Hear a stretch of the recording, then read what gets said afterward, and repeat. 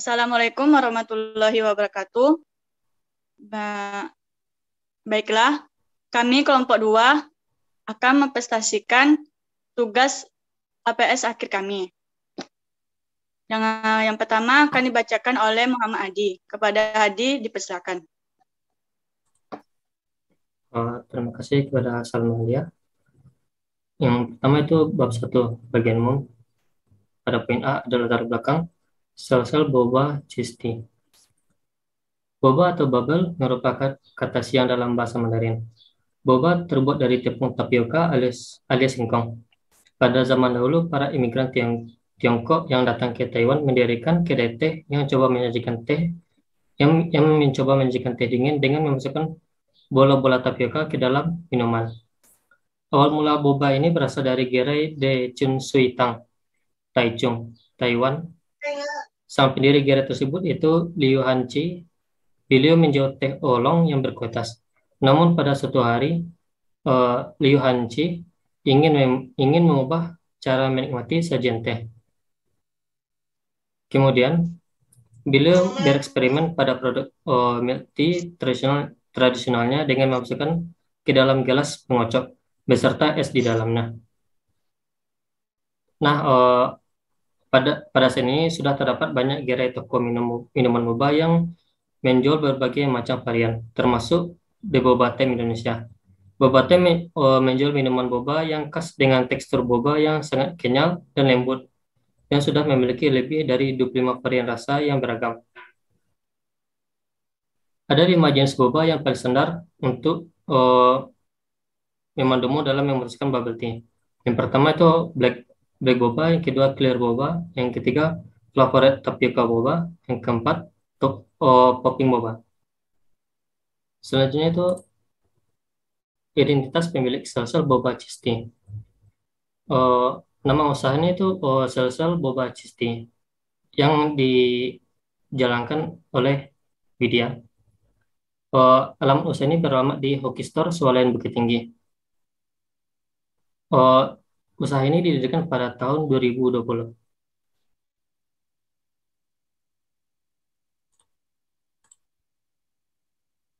Adapun proses bisnis boba itu, proses pembuatan boba dilakukan dengan menggunakan bahan dasar yaitu tepung tapioka, gula merah, dan air. Mula-mula boba yang terbuat dari tepung tapioka dimasukkan ke mesin pembentuk boba hingga berbentuk bulat. Kemudian boba juga dimasukkan dalam alat seperti steamer sekitar 40 menit. Sementara itu gula merah dipanaskan dalam wajan hingga meleleh. Lalu boba dimasak bersama dengan gula merah hingga tercampur merata. Barulah saatnya memasukkan boba yang sudah tercampur gula merah itu ke dalam gelas. Adapun jumlah karyawan pada usaha sel-sel boba cisti di Bukit Tinggi itu memiliki 5 orang karyawan, di mana terdiri 1 orang pemilik dan 4 orang pembuatan boba dan melayani pelanggan. Sel-sel cisti yaitu brand waralaba Indonesia yang memproduksi sajian menu teh bercampur keju. Brand ini produk yang diluncurkan oleh sebuah perusahaan yang bergerak pada bidang usaha makanan waralaba, yakni PT Bersatu Cipta Sukses. Bukan hanya menyajikan minuman berupa teh keju, sel-sel cisti juga berinovasi dengan menghadirkan menu yang tetap relevan. Misalnya saja dengan menambahkan boba pada setiap sajiannya. Boba yang ditambahkan mempunyai beberapa varian, mulai dari yang standar, yakni brown sugar atau popping boba rasa buah. Uh, struktur usaha sel-sel boba cisti. Yang pertama itu owner pemilik, di mana tugasnya mengawasi, memantau, dan menyediakan bahan atau keperluan penjualan. Dan di bawahnya ada karyawan, di mana tugasnya melayani pelanggan dan mencatat penjualan per hari. Implementasi sistem informasi akuntansi pada boba sel cisti. Pada pelaksanaan sistem informasi akuntansi sel-sel boba cisti masih menggunakan pencatatan keuangan secara manual. Selanjutnya bab 2 itu analisis dan perancangan sistem. Yang A yaitu rancangan output sistem penjualan. Adapun perancangan output yaitu mengubah data menjadi informasi yang berkualitas dan dapat digunakan. Tujuannya untuk proses pengambilan keputusan. Perancangan output harus menjadikan suatu produk terhadap klien yang menggunakan laporan. Perancangan perancang harus bertanya kepada klien format output apa yang sangat membantu dan sangat mungkin digunakan. Yang pertama itu sistem penjualan. Sistem penjualan adalah suatu kesatuan proses yang saling mendukung dalam usahanya untuk memenuhi kebutuhan pembeli dan bersama-sama mendapatkan kepuasan dan keuntungan. Ada dua kategori boba sel-sel cheesty itu cheesty tanpa topping dan sel-sel cheesty dengan menggunakan topping. Selanjutnya itu perancangan proses. Di mana perancangan proses yaitu merancang atau mendesain suatu proses yang terdiri dari dalam suatu aktivitas. Biasanya berisikan mengenai tahapan atau langkah-langkah dalam pengolahan maupun prosedur. Yang pertama itu sistem penjualan dan pembelian, di mana suatu kesatuan proses yang saling mendukung dalam usahanya untuk memenuhi kebutuhan pembeli dan bersama-sama mendapatkan keputusan dan keuntungan. Sistem pembelian juga digunakan oleh perusahaan untuk melaksanakan pengolahan bahan baku, bahan penolong, bahan keperluan kantor, dan aktiva tetap yang digunakan dalam kegiatan perusahaan secara keseluruhan.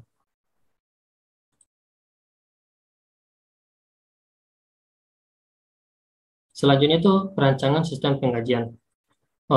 Sistem penggajian itu serangkaian kegiatan bisnis dan operasi yang bertujuan untuk menyelesaikan segala transaksi pembayaran dan penyiaran jasa yang dilakukan karyawan yang memiliki jenjang jabatan manajer. Sekian, selanjutnya saya serahkan kepada moderator. Baiklah, terima kasih kepada Hadi. Selanjutnya, presentasi akan disampaikan oleh saya sendiri, Salma Alia. Yang B,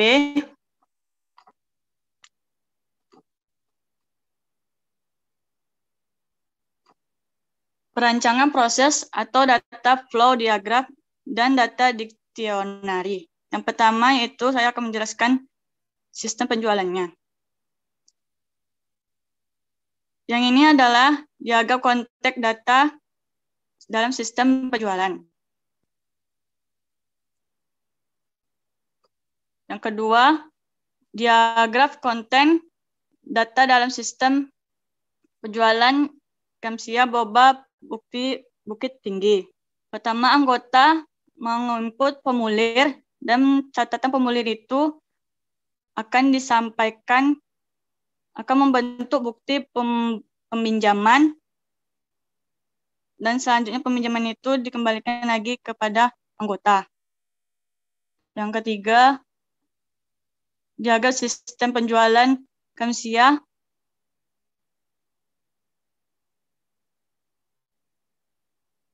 Ini dia diagramnya. Selanjutnya, diagram konteks sistem pembelian.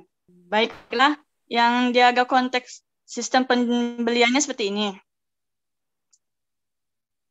Selanjutnya, ini juga termasuk diagram sistem pembelian. Yang di sebelah sini ya juga, sebelah kanan.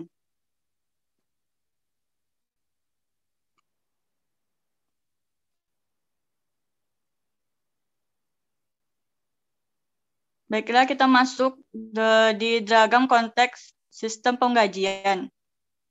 Ini adalah contoh, ini adalah diagram sistem penggajiannya.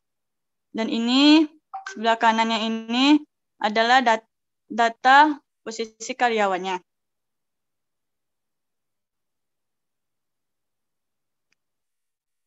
Selanjutnya, ini juga data flow diagram sistem penggajian.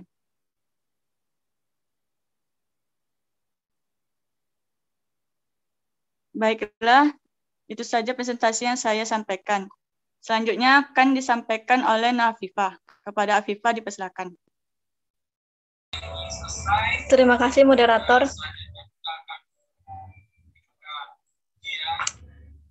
Yang selanjutnya yaitu perancangan input data, metode input melalui formular, display, dan web.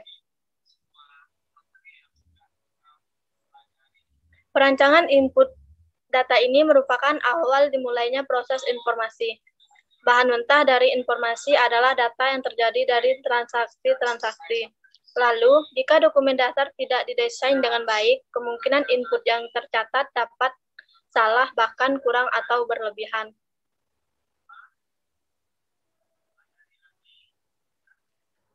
Yang pertama, sistem penjualannya, yaitu pendapatan transaksi penjualan, yaitu menginput data yang telah kita lihat di dalam PPT ini. Yang kedua, sistem pembelian, di mana kita menginput barang sesuai harga, nama, harga jual, dan stoknya. Selanjutnya yaitu diagram konteks dan data flow diagram dan data diksionari sistem penggajian, di mana transaksi penggajian yaitu menginput sistem penggajian karyawan. Di sana terdapat nama karyawan, jabatan, dan lain sebagainya. Yang selanjutnya yaitu perancangan input data, di mana di dalam perancangan input data terdapat pembelian, yaitu kita memasukkan kode transaksi, tanggal transaksi, dan nomor nota. Perancangan input data juga terdiri dari penggajian, yaitu kita menginput penggajian karyawan, di mana di dalam penggajian karyawan terdapat nomor slip gaji, NIK, nama, tunjangan makanan, tunjangan transportasi, tunjangan jabatan, dan keterlambatan karyawan dalam masuk bekerja. Yang selanjutnya yaitu perancangan input data melalui web, di mana di dalam input data melalui web terdapat sistem penjualan, sistem pembelian, dan sistem penggajian. Perancangan laporan keuangan usaha, yaitu terdapat berbagai akun yang bisa kita catat dalam laporan keuangan tersebut.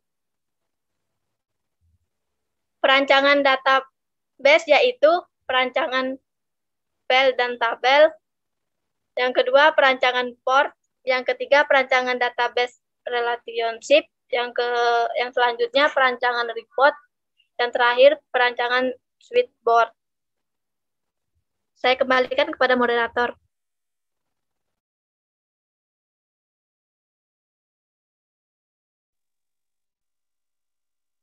Baiklah, terima kasih Nur Afifah atas presentasinya.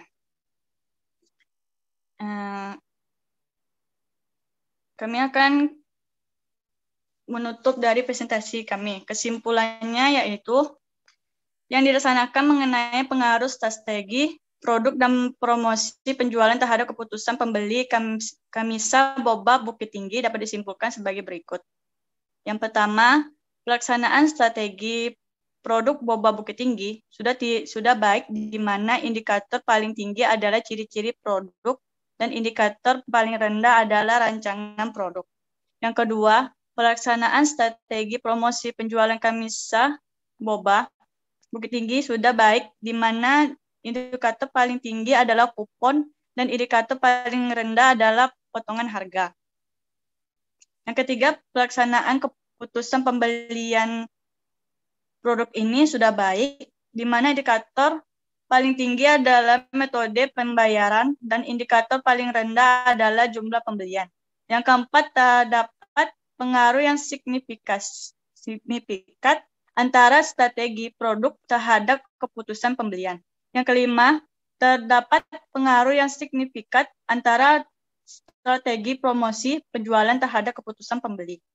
Yang keenam, terdapat pengaruh antara strategi produk dan promosi penjualan terhadap keputusan pembelian. Saran dari kelompok kami, berdasarkan hasil penelitian yang dapat skor terkecil pada strategi produk adalah rancangan produk. Oleh karena itu, diharapkan pihak Kamisa Boba Bukit Tinggi mendesain ulang dari segi kemasan, misalnya dengan memberikan warna yang lebih beragam, tidak hanya warna biru atau kuning saja, tetapi kombinasi yang dengan warna lain seperti perpaduan warna merah yang corak yang lebih banyak dan semenarik mungkin untuk meningkatkan keputusan pembelian konsumen. Selain itu, label pada kemasan harus dicantumkan seperti label tanggal kadaluarsanya, label halalnya, atau label dari BPOM. Yang kedua, berdasarkan dari hasil tangkapan kami, responden bahwa indikator promosi penjualan dengan potongan harga memiliki skor terendah. Maka dari itu, pihak Kamisa Boba harus meningkatkan kegiatan promosi yang secara intensif melalui media sosial seperti Line, Twitter, Facebook, karena kalangan muda atau pelajar lebih aktif melihat promosi di sosmed. Selain itu, juga potongan harga yang dilakukan harus sesuai dengan uang saku kalangan pelajar dan revenue penjualan agar tidak rugi. Dan ketiga, perlu dilakukan penelitian yang lebih baik mengenai variabel lainnya selain yang telah diteliti penulis, misalnya tentang inovasi produk. Sekian, terima kasih. Baiklah, itu saja yang presentasi yang kami sampaikan. Apabila kami ada kesalahan, mohon dimaafkan. Wassalamualaikum warahmatullahi wabarakatuh.